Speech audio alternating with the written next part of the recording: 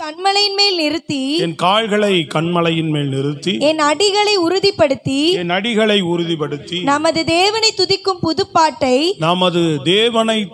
புதுப்பாட்டை அவர் என் வாயிலே கொடுத்தார். அல்லேலூயா. இதுல அந்த 2வது வசனத்தை மாத்திரம் பார்ப்போம். அதுல பயங்கரமான குழி, கவனிங்க எப்படி சொல்லப்பட்டிருக்கு. பயங்கரமான குழியும் உளையான சேரும். பொதுவாகவே ஒரு மனிதன் பயங்கரமான குழியிலும் உளையான சேற்றில இருக்கிற ஒருவனை காப்பாற்றுகிறது கஷ்டம்.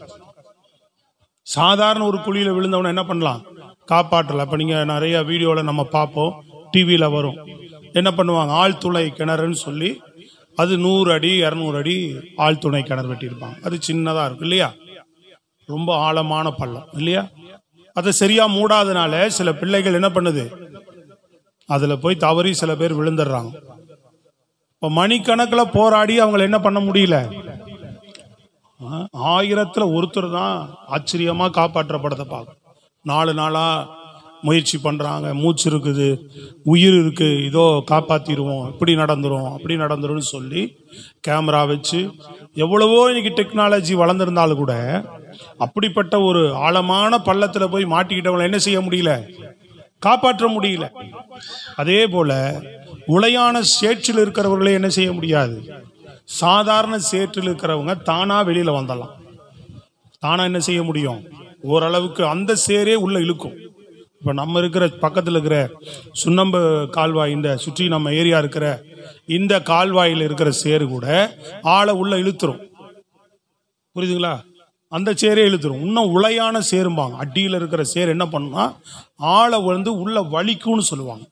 அவன் மேல் நோக்கியோ அல்லது இப்படி நோக்கியோ அவனால போக முடியாது.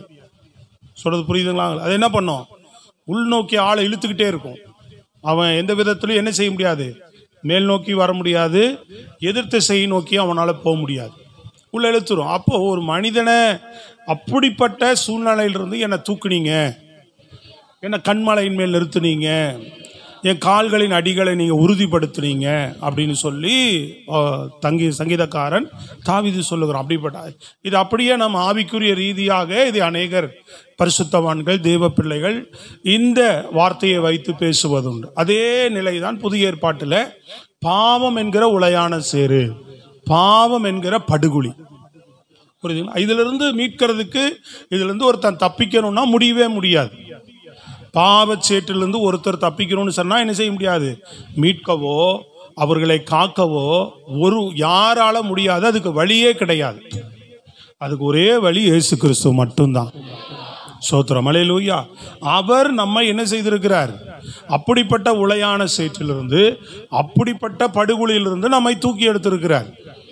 சொல்றது விளங்குதா. ஏன்னா பாவம் அப்படின்னாவே என்ன பண்ணுவாங்க, பாவம் செய்யற மனுஷன், எல்லாரும் மனிதனுக்குள்ள பாவம் இருக்கு. ஆனா அந்த மனிதனே என்ன செய்வான், ஆண்டவர் அதான் சொல்றார், உங்களில் பாவம் இல்லாத ஒருவன் இவள் மேல் கல்லெறிய கடவன் அப்படின்னாரு. சொல்றது விளங்குதுங்களா. எல்லாருக்குள்ளேயும் பாவம் இருக்கும் மனுஷனுக்குள்ள. ஆனா அந்த மனுஷனே என்ன செய்வான்னு கேட்டீங்கன்னா, இன்னும் கொடுமையா பாவம் செய்யறவங்கள, அதிகபட்சமான பாவ காரியங்களை பார்க்கிறவனை என்ன பண்ண மாட்டான். எல்லாருமே தாயின் கருவில் உருவாகும் போதே பாவத்துல கற்பந்தரிக்கப்பட்டார்கள் சொல்லப்படுகிறது.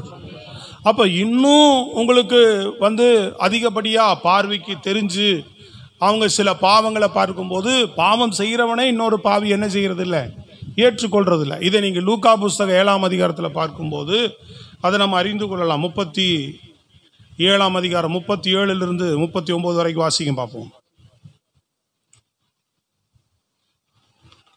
அப்பொழுது அந்த ஊரில் இருந்த